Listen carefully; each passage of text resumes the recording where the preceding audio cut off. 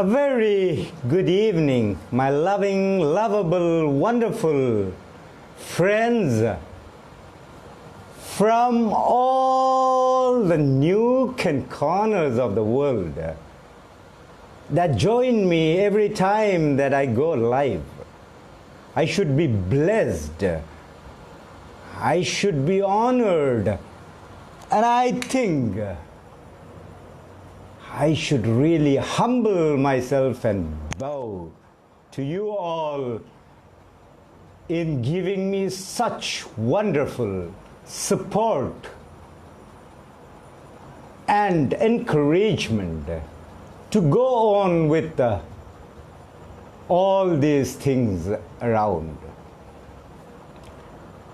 Today, the 16th of January 2018, out here it's a cool, clear night, and the moon is just peeping through the plantations behind the windows here. The nature is filled with that romantic mood.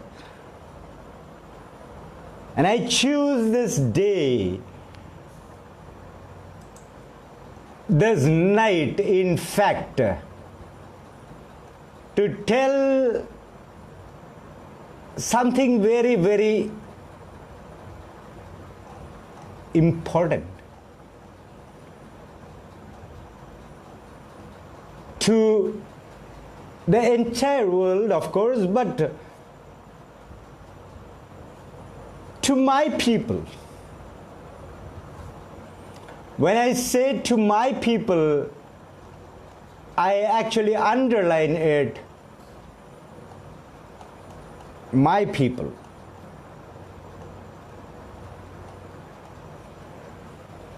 From the place I was born and bred,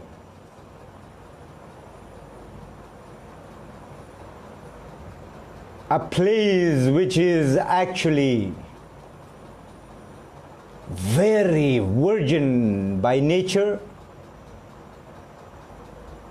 a place actually very raw by nature, and a place where you have very loving, lovable, wonderful people who only know how to love.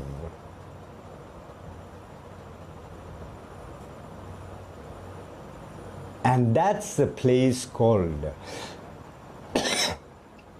I'm sorry, a place called Nagaland, to the extremes of Northeast India. And those wonderful, loving, lovable people are called the Nagas. I chose this program actually to, in fact,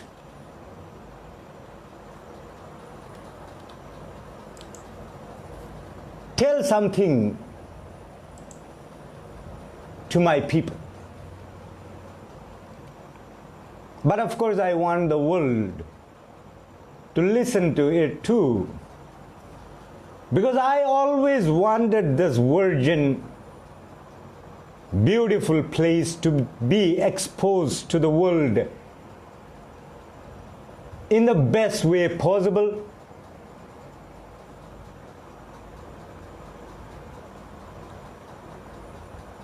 And I wanted, and I still want, to expose my people, and I underline my people,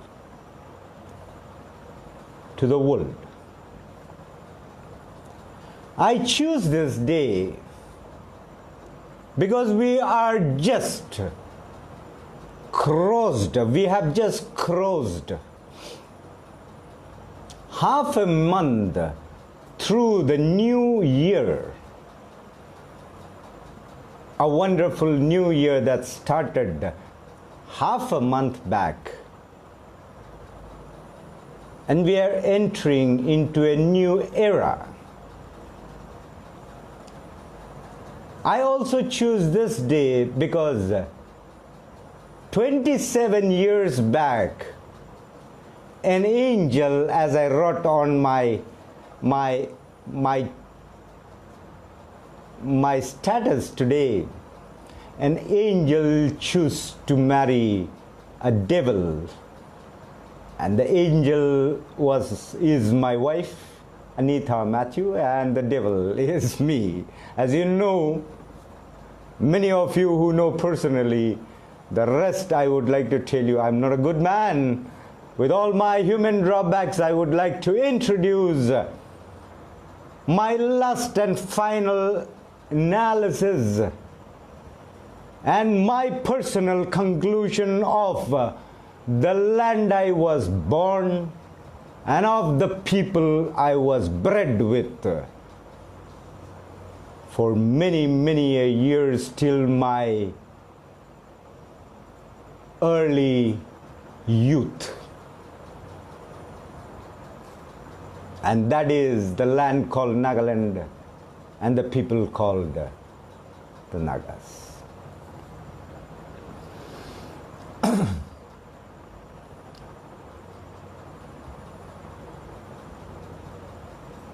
People like me and my program today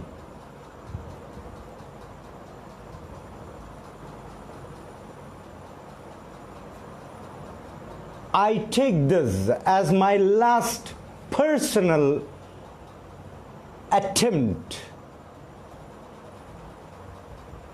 to open my people's eyes and make them understand that people like me, there are thousands of people like me, which includes even the Nagas of Nagaland who have been living outside Nagaland for many, many years, see Nagaland through an eye of an eagle. When I say we see Nagaland through an eye of an eagle, it means that when we stay in a place or a house or something, it's very human that though we clean up the place, we do all those things and everything, we do not notice many of the dirts, many of the cobwebs around our house or around our place, many of the garbages that we throw out or somebody throws out into our place. We also do not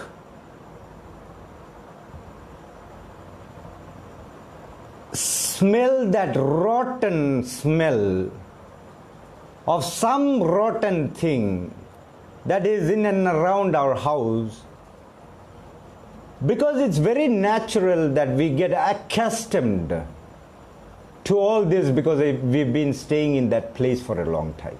It's human. But when people like me, as I said, who were born and brought up in Nagaland and left the place for a long, long time, that includes many of the Nagas of Nagaland who are living outside and they get connected to their place, we see Nagaland through an eagle's eye.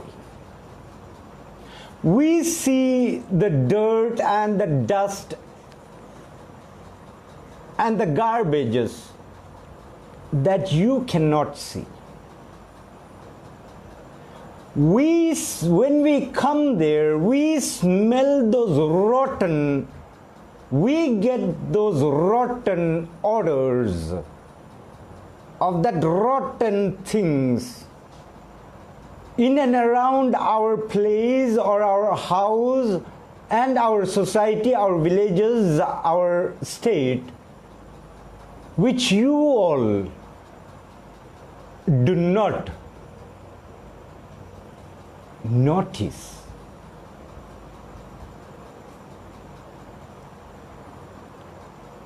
And that's why I say we see it through an eye of an eagle. When I said this is my last personal program of the analysis and conclusion of the Nagas of Nagaland and about Nagaland, today, I am bound or forced to leave many of the Naga groups that I've been added to, and many of the other groups too, because I am no more just Matthew Peter, or like people call me lovingly, Jolly, because I have been shifted onto another very high responsible scenario of being the editor-in-chief of an upcoming global media called U&V TV India, which is in the pre-launch period, and as many think it is a web broadcasting. No, it is a full-fledged broadcasting that includes the TV, all the social medias, media, everything on one platform broadcasted simultaneously, the first of its kind in India. By the time it goes live, it will be in everyone's bedroom, on everyone's wristwatch, whosoever have a smartwatch, on everyone's phone, on everyone's smart screens, whosoever uses it, even on the car, wherein I have specified that the server should be so powerful that it reaches anybody with the lowest bandwidth of a 2G with a single line connection. And this I did because I saw that many places in the land I was born does not have access to the newses and other things, and they just somehow get the lowest bandwidth of a 2G connection with a single band.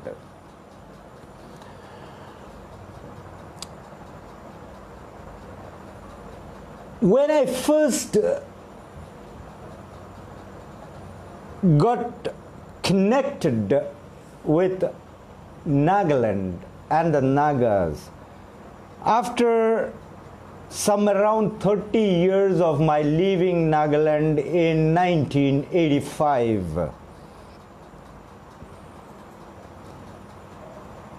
and then I went to that place. I never had any connection with any Naga or anything till 2014, and the first time after somewhere around 27 years, I reached the place in 2015. With a great expectation of seeing my land progress to a huge level and meeting my people reaching a level higher than many of the states,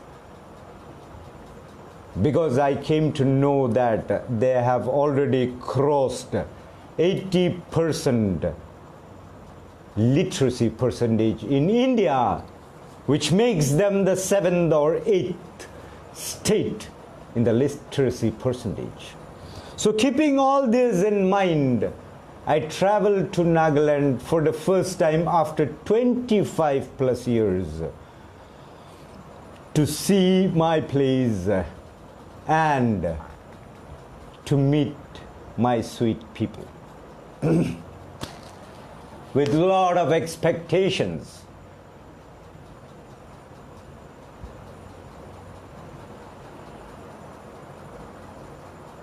But the moment I landed in Dimapur, my expectations shrinked a little, but still I had expectations. As I traveled off to Kohima, my expectations started sinking slowly and slowly.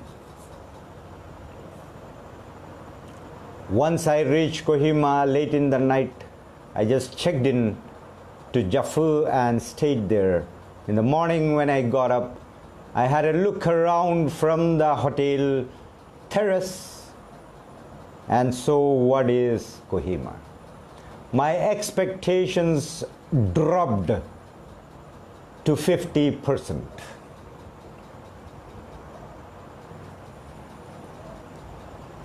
In the last 5 years, I've been traveling intensively throughout Nagaland, into the depths of Nagaland, into the wildernesses of Nagaland, including the place I was born, Pek, the place I lived my childhood, Chazuba, the place I lived my young days and my teens, the southern Angami area, Wiswama, Loyola School, and all those places. The place I was taken to when I was just 8 years old, Mon, Longwa, through which I visited Sengechenu and many villages. Traveled into the depths of Longlang, Kifre, and even into Burma for 10 days with my elder daughter, Dr. Janice, and her husband, Zaire. In all this 5 years, I was actually rediscovering the land I was born and re-understanding the people I was bred with, the land Nagaland and the people, the Nagas of Nagaland.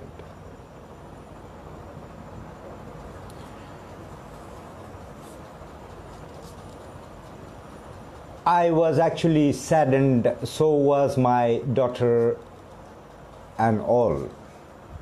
But of course my friend said, Jolly, it's no more the paradise you left in 1985.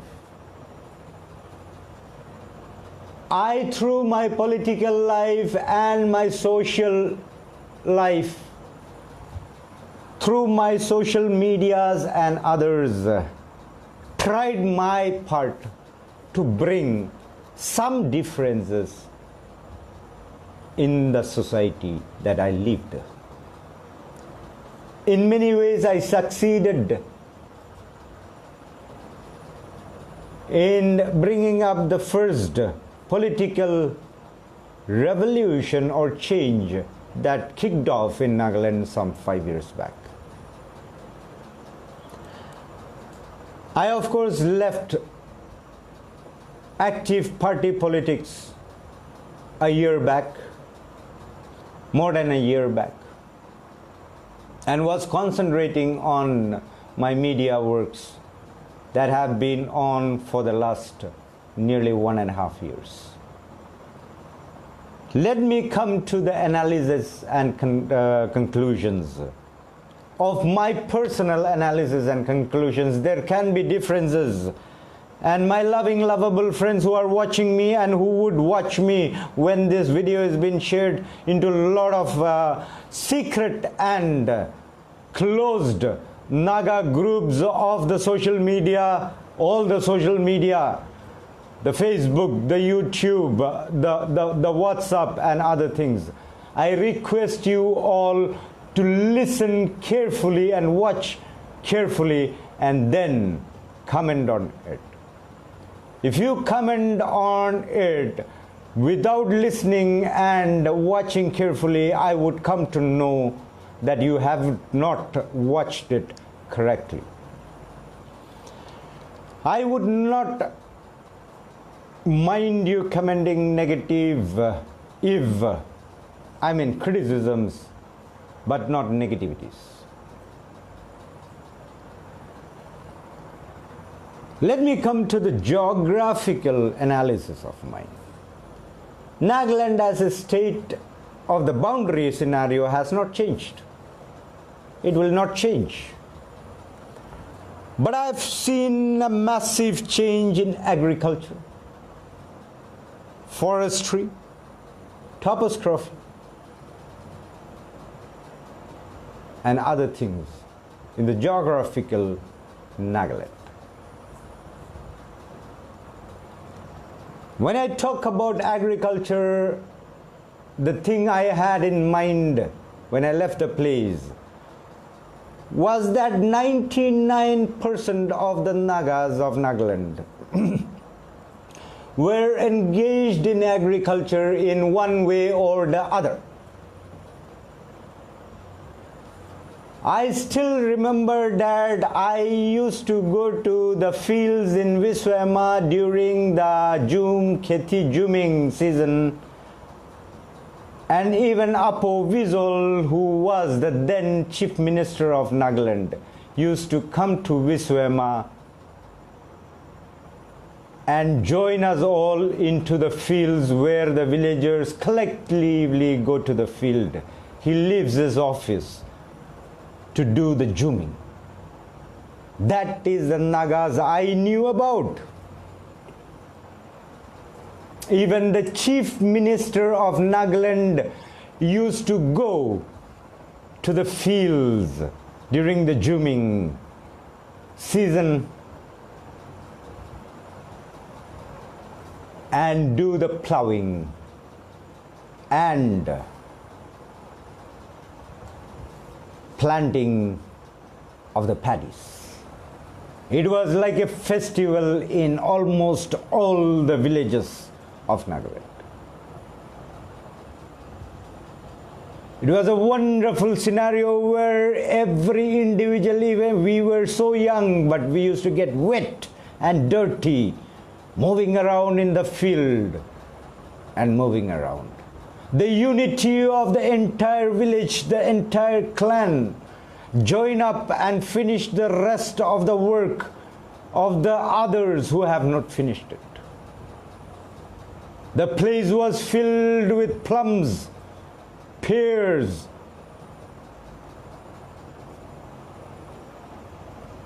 peach, and what-not fruits, wherever it could be cultivated.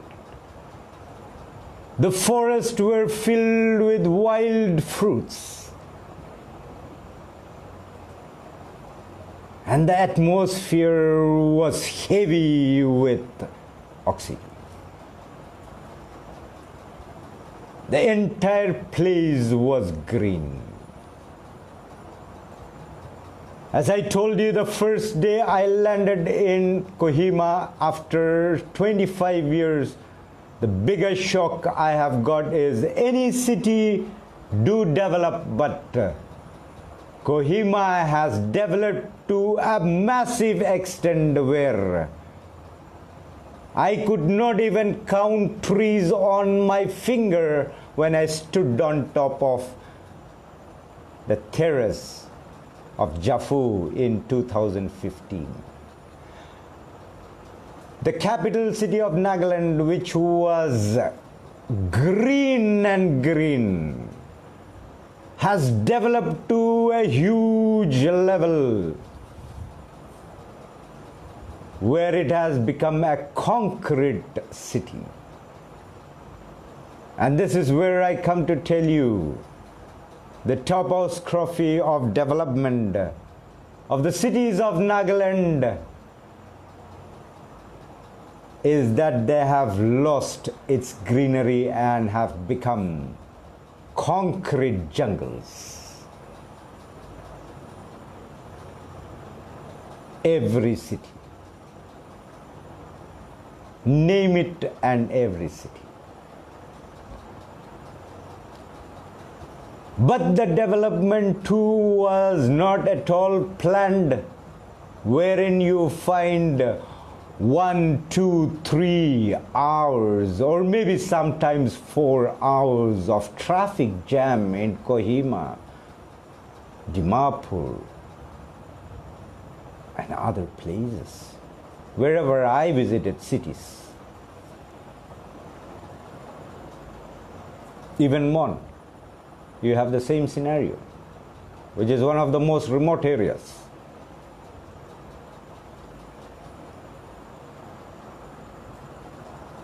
Now when I talk about the forestry, a place which was filled with forest, when I left 25, 30 years back, a place that was filled with forest, I saw that on the way of my traveling for the last 5 years of extensive traveling.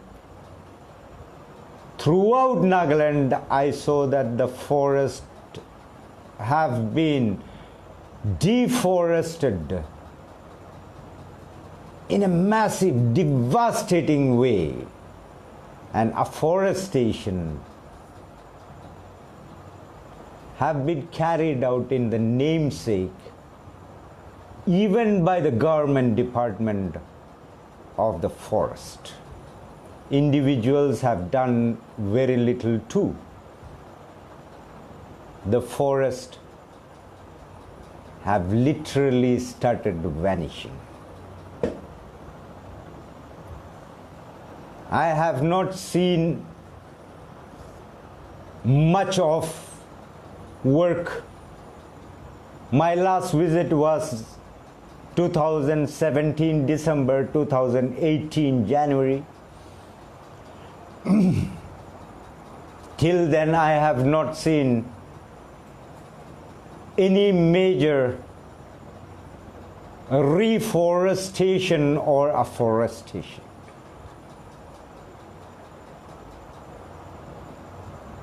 When I talk about the topography of the place, the entire Nagaland, mountains and hills have been smashed to ground, wherein whenever I travel, I show my friends, my aunties, my uncles and my mamas and all, look far away there, that mountain is going to come down any time.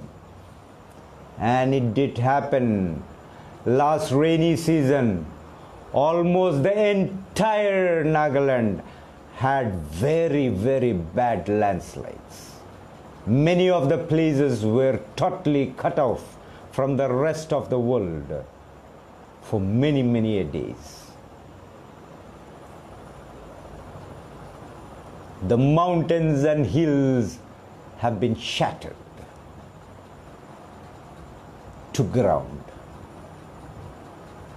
Using those development equipments, what we call the JCBs, which actually are called proclanes.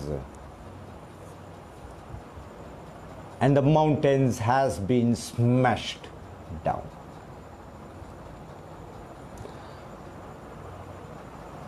The roads and infrastructure, when I left in '85, were good enough.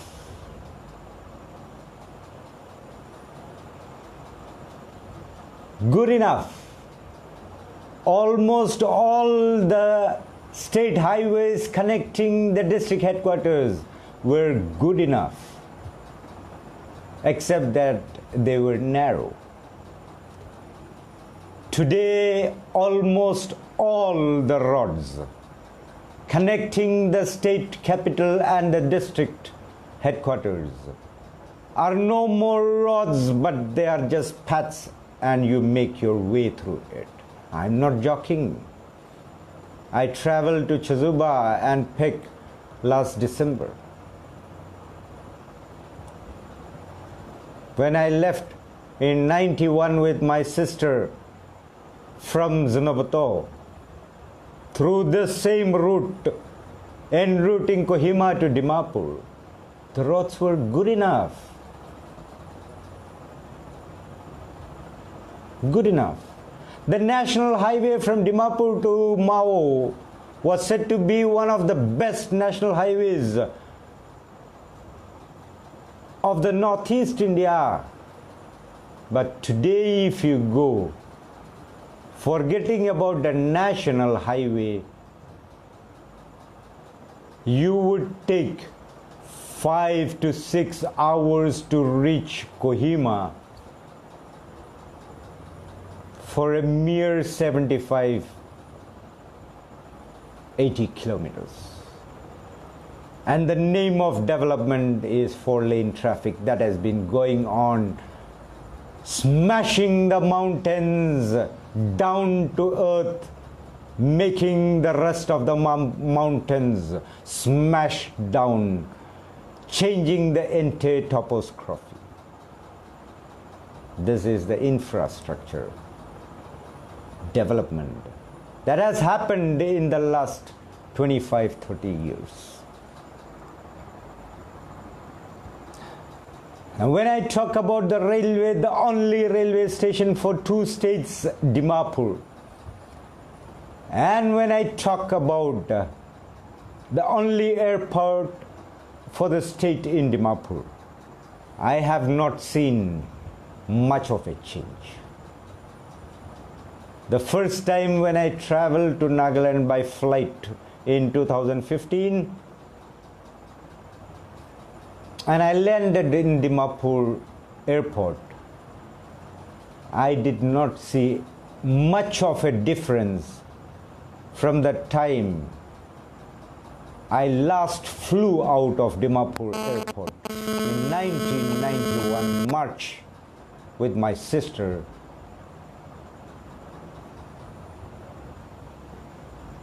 I didn't see much of a difference, except that one or two more buildings have been constructed, small buildings have been constructed in the terminus. The railway station remains exactly the same with a small modification and facelift of the front part and just one platform being added and little roofing being done.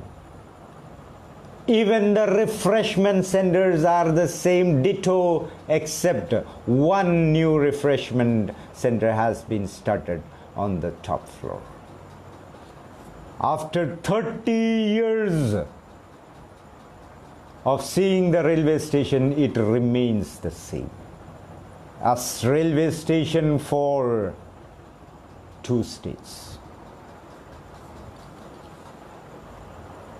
As I end the geographical infrastructure and railways and airport developments of the state, I would request each and every one of you who are watching me intensely to tell me one particular area where you all have elevated yourself to a higher level. I would be patiently waiting to hear it, because I have not seen even one area where you have been elevated towards a higher level. I'm talking about the geographical, infrastructural changes. Well, when we come to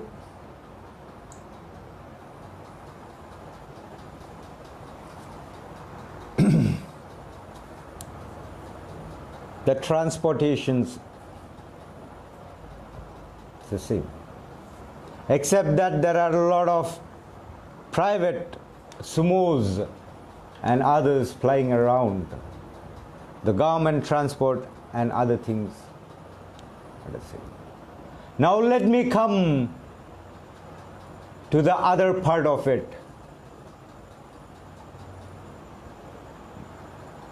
The health, education, business and industry of that place that I was born, and of those people that I lived with. Two departments that cater to generations, that is health and education. One looks after the welfare of its citizens, the health of its citizens, the good being of its citizens. Years back when I left the Kohima Civil Hospital and the hospital, government hospitals in many places, even the clinics in many places, had Naga doctors and others working there. And I will never say that Naga doctors are not qualified and good. Never. Because I know many Naga doctors who studied in the best of institutions of India, because they have the grace of getting quota to study in the best of government medical colleges and others, trained highly well. And I am an official guardian of few children who are doing their post-graduations in medicine out here in Kerala. And Kerala government medical colleges are said to be one of the best in the world, I mean in India. So I will never say that the Naga doctors are not qualified and good. But the health department of Nagaland has gone to the dogs.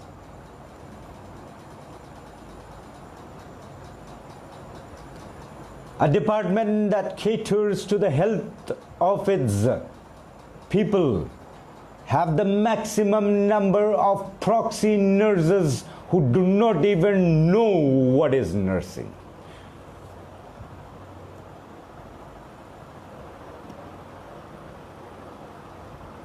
A state where everything comes free from the central government, the only state that gets everything free, do not even have paracetamol to give to their patients.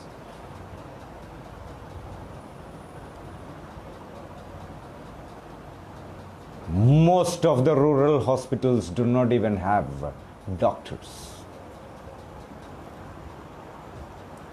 My daughter Janice, Dr. Janice, after seeing the pathetic condition of the women in the rural area, told me last few months back, Papa, I would like to start a clinic for the women in the rural areas of Mon or other places, because she saw the difficulties of the rural women.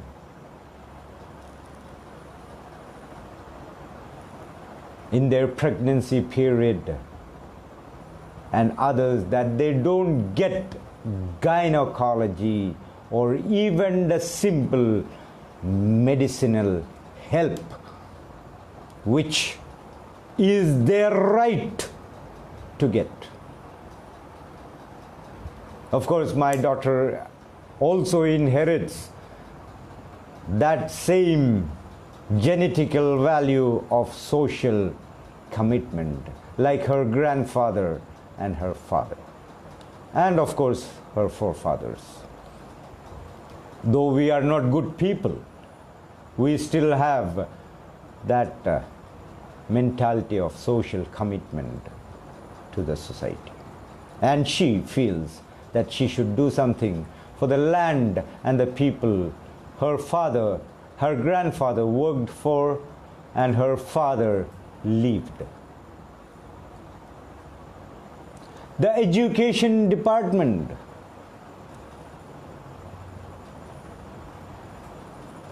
A time when I left Nagaland, a time when I studied there, almost all the private schools were competing with the government schools of Nagaland. Today it's become so pathetic that almost all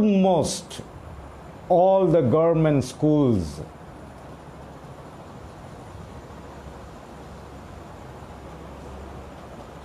I doubt you can sometimes call those schools even schools, where the central government has enforced free education of high quality, especially for Nagaland and all tribals. When the government schools, my parents were teachers, had the best of facilities, best of laboratories, best of hostels, have lost everything, including even the school buildings have almost touched the ground. I was sad to see some of the schools which were said to be the best government schools of Nagaland. John High School, Ym.Engr, Government High School, Mokokchung. My parents worked there as headmasters and headmistress. Government High School, Twinsang, Government High School, Zinapato, Government High School, Akulto. I was shocked.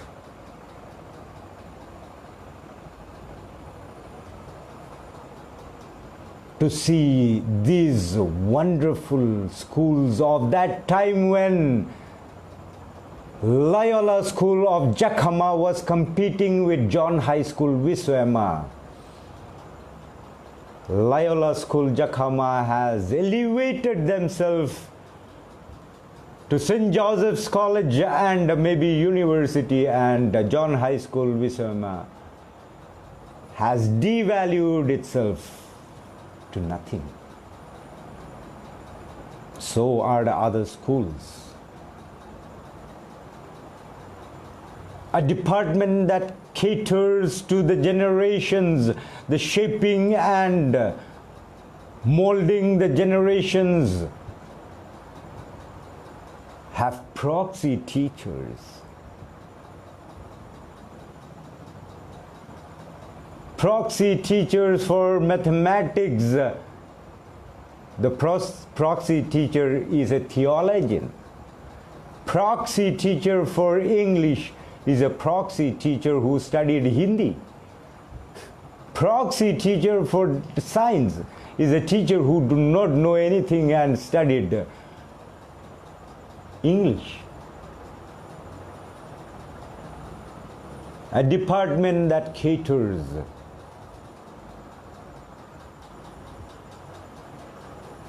in shaping the generations. A department that caters in shaping the future of their children. The joint director of, I don't want to name, 2 years back when one of my friends went and asked him, do you know about a course called Doctor in Pharmacy and Doctor in Pharmacology? He said, no, we don't know about that. Higher education, higher and technical education. A 6 years course of a post-graduation medical doctorate. How pathetic. No, I have not seen even one big-time institution that came up in the state after I left. None, except the expansion of Loyola School, Loyola Group into St. Joseph's College and others. None.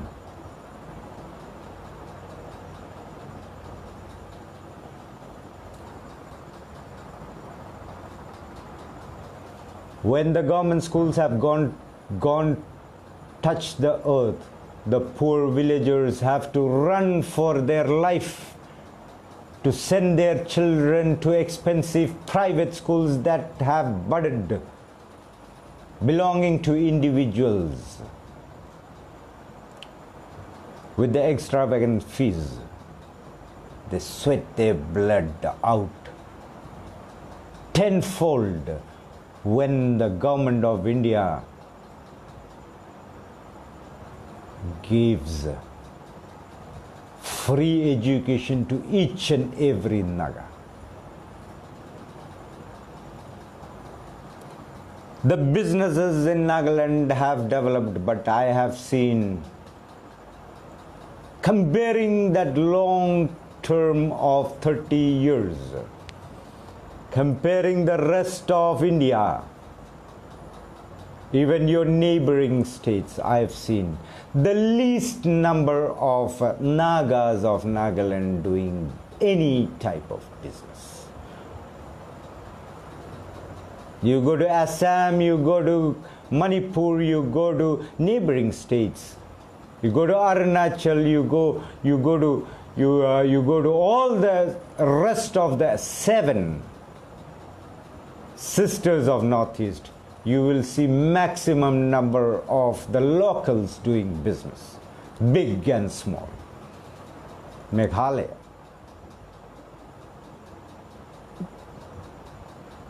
But comparing to that, Nagaland has the least number of locals doing business. Industries. Literally nothing at all. And even the big time industry of Tuli paper mill is almost shut down or is in a verge of shutting down. Yeah, it is shut down. Now tell me, friends, in all these things, have you all elevated in last 30 years or 25 years in any field, except that you have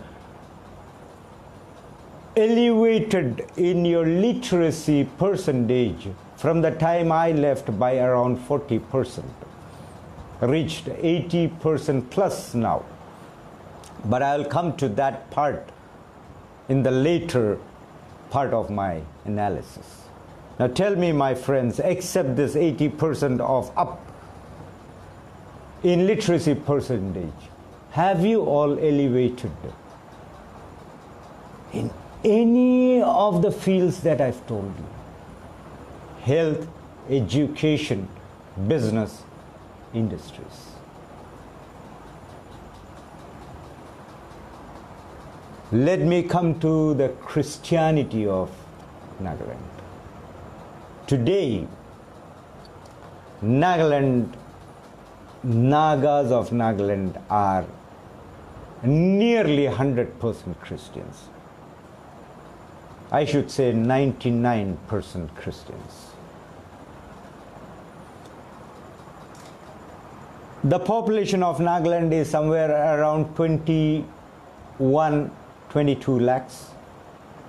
That is 2.1 million. Out of this, the Nagas of Nagaland, and I emphasize Nagas of Nagaland, would be somewhere around between 13 to 14 lakhs. That is 1.5 million. The rest of the population includes the Nagas from outside Nagaland the Bangladeshis, the Bengalis who have settled down from long time, forefathers' time, my friends are also there. The Garos, the Kukis, the Tangkuls, and all those groups. Some from many of the Northeast Indian states, the Assamese, the Bengalis, and those people who have married the Nagas and settled down in Nagaland. So the rest of the 5 to 7 lakh, that is 0.7 million people, are non-Nagas or Nagas outside Nagaland. Out of this 15 lakh Nagas of Nagaland, more than 14.5 lakh Nagas are Christians. A wonderful scenario where you can call yourself a state, totally a Christian state. I am proud to hear that because I am a Christian. Kerala Christians are said to be the most powerful Christians of India and the oldest Christians outside Israel and other places in the world. But we are just less than 20% of the population, even less than the Muslims here in Kerala, though the Kerala Christians are very powerful. And I'm happy to hear that Nagaland is almost 100% Christian state.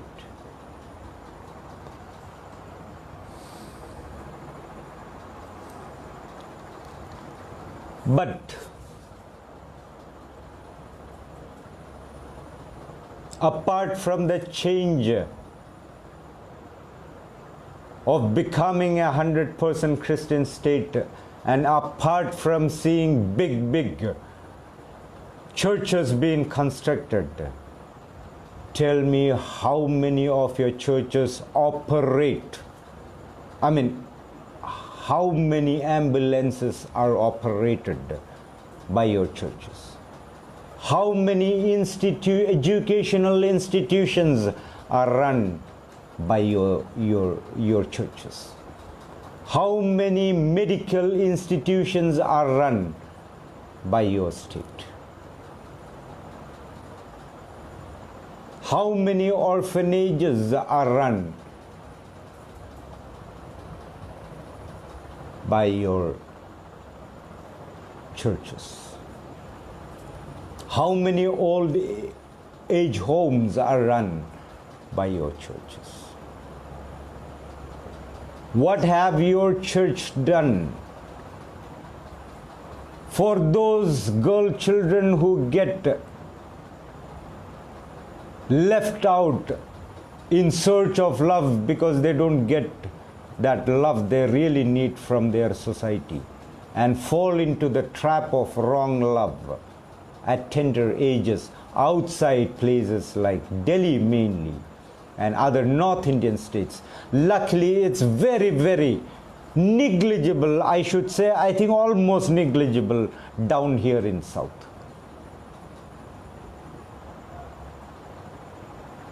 What have your churches done for that?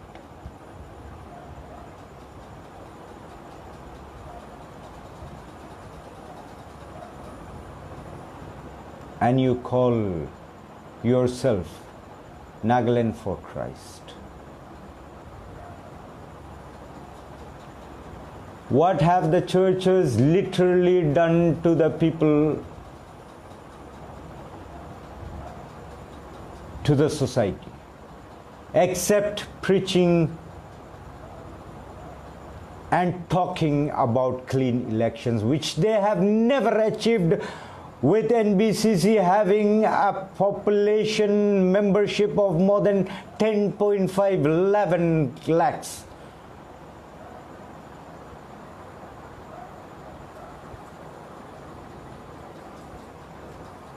I found that except that you have elevated yourself as Christians without Christian values, I've found nothing good happening, because you have become 100% Christian state. My dear friends, you can tell me if you have elevated in any way. Because you go around the world, you come to Kerala, you go around all of India and even your state except the Catholic missions. And that too are those missions run by the Kerala Christians, the Loyola group, the Don Bosco group, the Little Flower group and all. You tell me one main institution and other things run by your churches. You tell me the number of ambulances run by your churches. You tell me the number of hostels run by your churches. You tell me the number of orphanages run by your churches. You tell me the number of old age homes that are run by your churches. You tell me all this. Now, which way have you elevated yourself?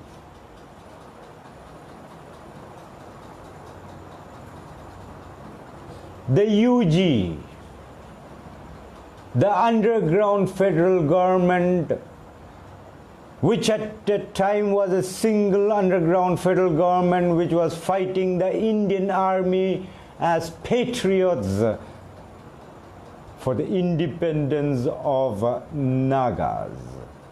Today they are divided into 10 or 15 groups wherein you have 10 or 15 federal governments with 10 or 15 presidents, 10 or 15 chief ministers and prime ministers and 10,000 kilongshires or ministers with all their secretaries and others. No more fighting the Indian army, but fighting and torturing, killing, taxing the Nagas.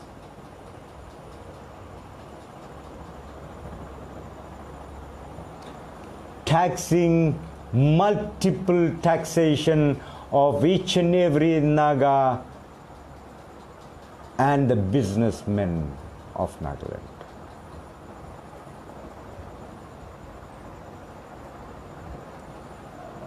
The patriots have become so wonderful that they use Biharis and Bangladeshis to tax the Nagas.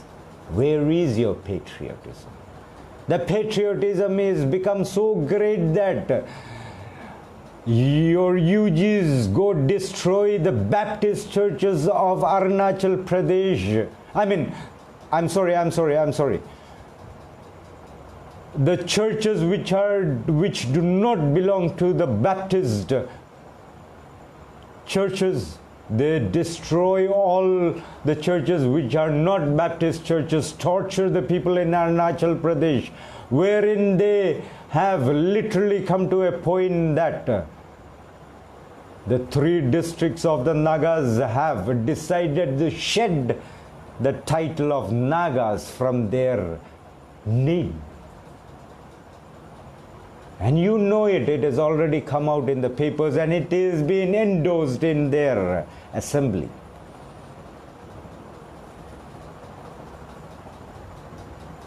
Where is your patriotism? Where have you elevated to? When almost all your underground fractions are headed by the Nagas outside Nagaland, mostly by the Burmese, and the Manipuri Nagas. Though there are a lot of Kilakshas, my brothers and sisters, my brothers are also there in many of the groups, Nagas, but are headed by others.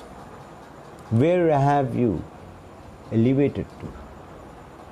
Most of the leaders are rich and extravagant, living on the sweat of the common man of Nagaland. No patriotism anymore. Taxes collected, and the tax collectors are Biharis, Bangladeshis, and others. Imagine. Now tell me, my friends, where have you elevated to?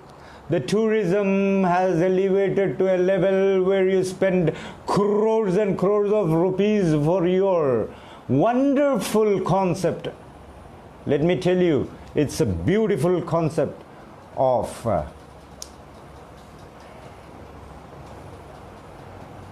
Hornbill Festival. But you spend crores and crores of rupees to earn lakhs of rupees and create a very bad name on the entire internet. You keep searching, I don't have to. Where have you elevated Nagaland, which is so beautiful that it can be even called the Switzerland of India? The NGOs of yours, the account, which is said to be fighting for the people. Let me ask you, what has the account actually done for you? Okay, they say that they have fought for against the backdoor appointments. What is the result out of it? When I just a few weeks back, just few days back, I have brought the illegal appointment of 37 plus people into the police department. Your student union bodies, your mother's association, take one by one and analyze what have any of this actually done for the society. Your student union bodies, what have they actually done for the students?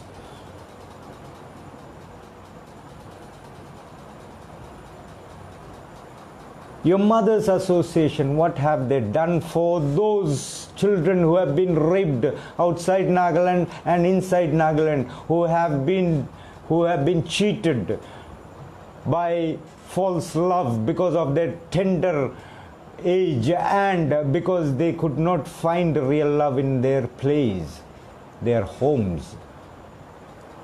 What have the Mothers Association done for these children? I have not seen anything, except that they were fighting for the 33% reservation and going to Burma to talk to people. I have not actually seen anything.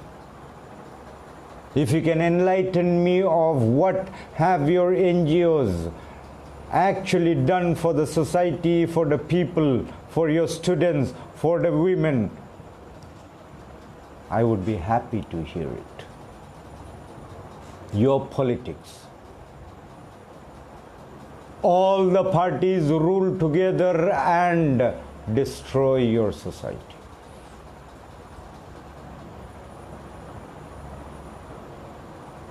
Your churches talk about clean elections. There are people who tell me that Jolly, it is not how you think. Just few days back, a woman commented, it is not like what you think. There are hundreds of Nagas been working behind the screen, under the table, and under the trunk to bring a change in Nagaland. When the NBCC came out with the program of clean elections. A body of more than 1,600 churches with a membership, collective membership of more than 12 lakhs came out with the so-called clean elections, and you tell me that there are hundreds of thousands of Nagas working behind the screen, under the table, under the trunk, and under the river to bring a change for many, many years.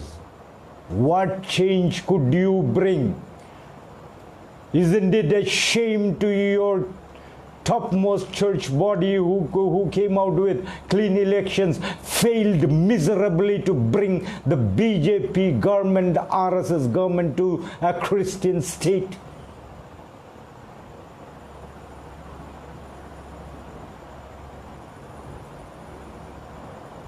Ten people, 10 fingers, 10 determined people are more than enough to bring a change in political life. I'm talking about political life. Where has the change come? You all tell me, but where? Hundreds of thousands of Nagas are working behind the screen for the change, under the table for the change. Where? You tell me, where have you elevated in your good political life into a life where you can show me a better political life than the time when Apo Vizol, Apo Vamuzo, or the rest before them were ruling? A higher level of a better political life. I will be humbled and enlightened to hear that. The attitude of the people.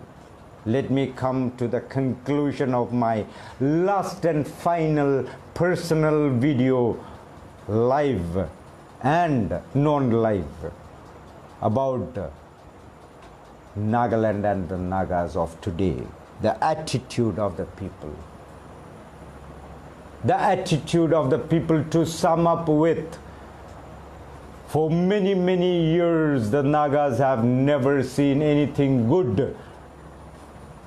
And so the blame game started, and the Nagas keep blaming the underground, the overground leadership, the churches, the Gamburas, the village leaders. You blame your clan, you blame your tribe, you blame the other tribe, you blame your churches, you blame your government, you blame the Indian government, you blame the Indians, you blame the Bangladeshis, you blame that, you blame this, you blame that, you blame, you blame your father, you blame your mother, you blame your son, you blame your daughter, you blame your sister, you blame your brother, you blame your children, and you blame yourself that you don't believe yourself and you have no belief in anyone. The attitude. When I brought out many cases, including the NSF and the student leaders fraud, students' bodies fraud of admitting children and taking money from them. When I brought out the cases of Mr. MKR Pillai being used by your Binami leaders to make leaders and bureaucrats to siphon the black money out of Nagaland. Let me tell you, to people who have branded me as Mr. Pillai, look at my face. This is Matthew Peter, not Pillai, who are branding me, including Vikhato Aye, who does not have even a work and no status quo at all in his own society, keep blaming. Good for you. Nothing is going to happen to me. I am Matthew Peter, a Christian, and Pillai is a Hindu. Not even, he has not even a value anywhere close to my family status and my this thing. When I brought out the cases of Nefirio and all these people, T.R. Zeliang coming together, when I brought out the case and sent NDTV team, when T.R. Zeliang started shooting the Nagas and killed, you all did not even allow the NDTV team to shoot.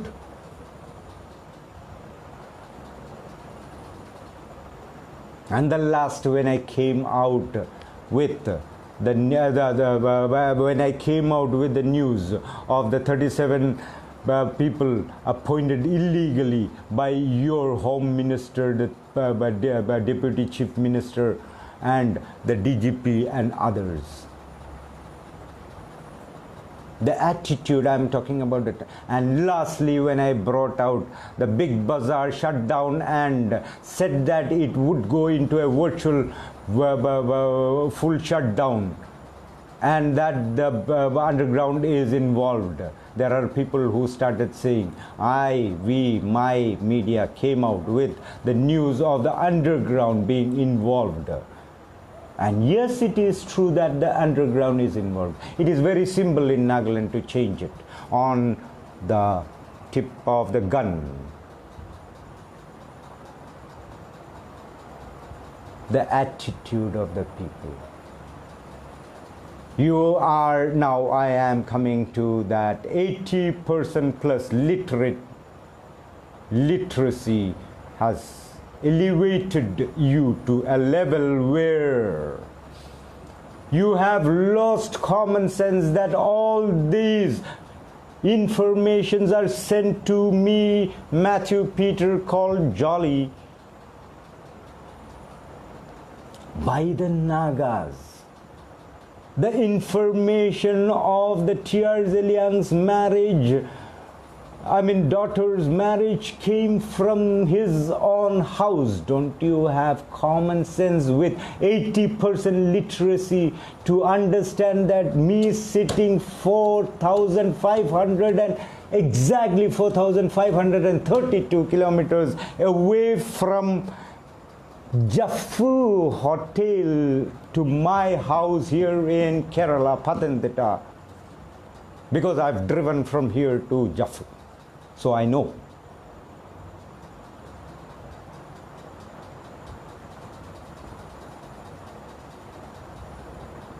How do I come to know what is happening in his house?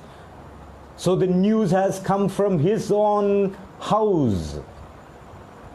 Don't you have that simple common sense with 80% literacy? When I came to know, before any Naga media or anyone coming to know, that Nefirio, T.R. Zeliang and all the number of MLAs are gathering in Kaziranga, don't you have, I was in Pune and one of the Naga aunties was also with me for her work. I went with her.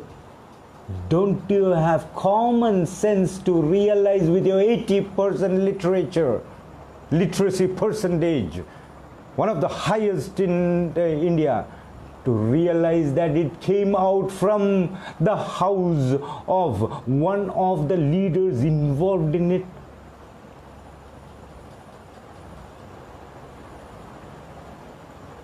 Tell me. Tell me. When I came out with the MKR play case and other things, don't you have the least of common sense with 80% high literature to understand that I got it from the same houses of you, the Nagas? and I tipped off the IT team to get this guy into it.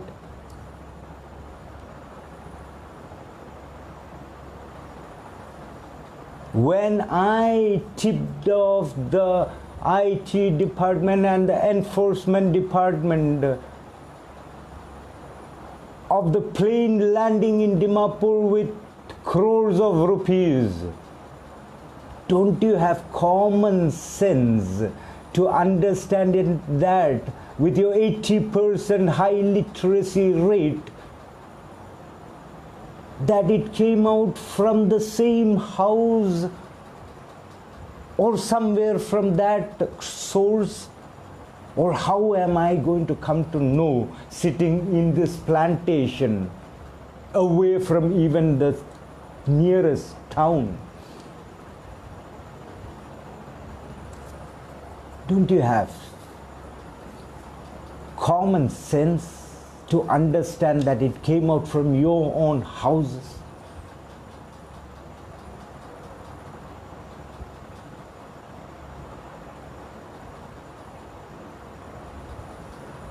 Tell me. And when I came out with the illegal appointment of 37 plus people, don't you have common sense that I'm sitting here and I came out with the real documents?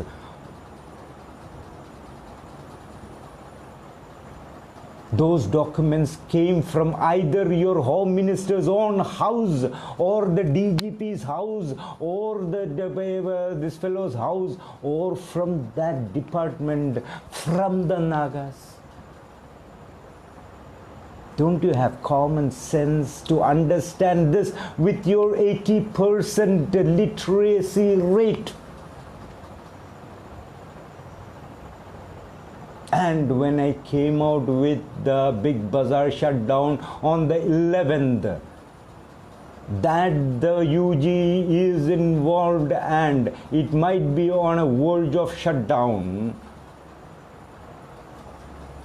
and on the 12th they came out with a clear cut. On the 11th and 12th, the owner of the building came out with another news that it was technical slag and other things. But on the 12th, your media came out saying that the UG was involved, but they asked why the big bazaar was open on 25th December, so they shut down on January 11th. Do you think that the rest of the world are just fools to just think that what you all said is the right thing, that the big bazaar shut down on 11th of January because the UG said you opened on December 25th, Christmas, in a Christian state? Do you think the rest of the world are fools to understand? And don't you have common sense that if Jolly is a fool, the rest of the world is not fool?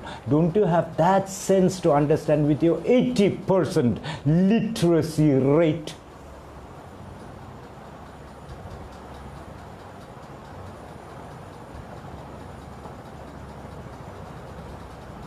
Don't you understand that all these news come from your own house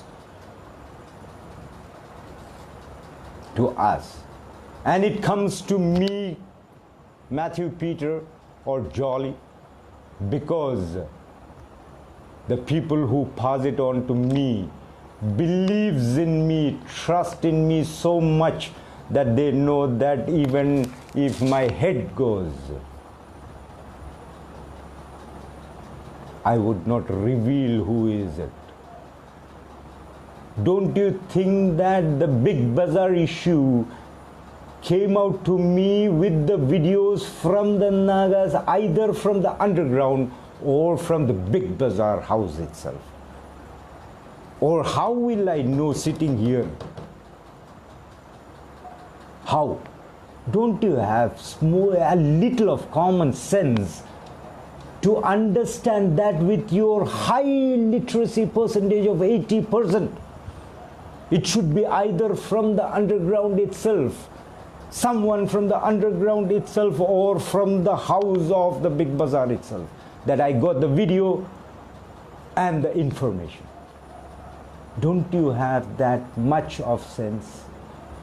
With your 80% literacy rate, now tell me, where have you elevated yourself to when your mothers and grandmothers used to wash their utensils, cover it with mud and keep it in the sun to dry and place it in the kitchen so beautifully? Where have you reached today?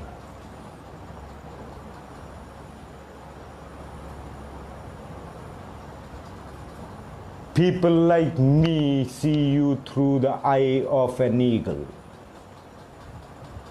We see into our houses through the eye of an eagle, and we see the dirt in your society. We see the dust in your house.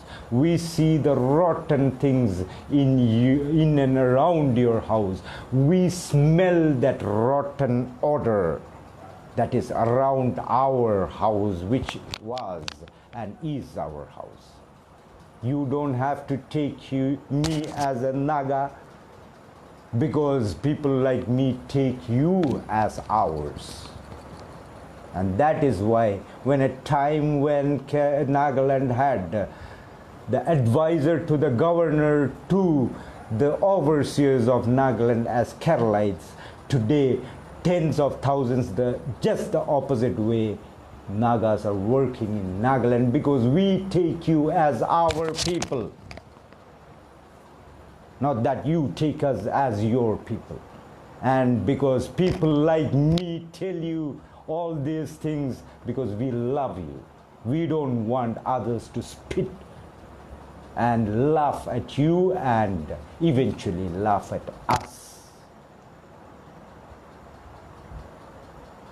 I want you all to open your eyes, analyze what I said, realize the things, and work for your future.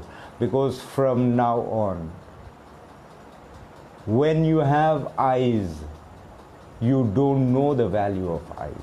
When you become blind, you know the value of eyes. You came to know the value of Rupin Sharma when he stepped out of his chair or was taken out from his chair. Till that time you didn't know his value. I just took an example.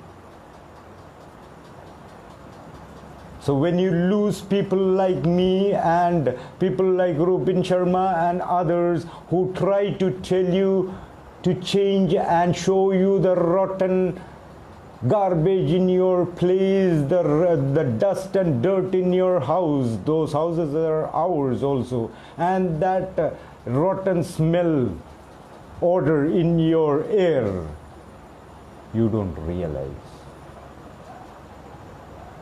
So from now on, as I wind up this final analysis, I would request each and every one who comments to see and hear the video very, very carefully, and then comment and tell me, enlighten me, in which aspect, in which way, geographically, health-wise, educational-wise, Christianity-wise, political-wise, agricultural-wise, afforestation-wise, and all wise.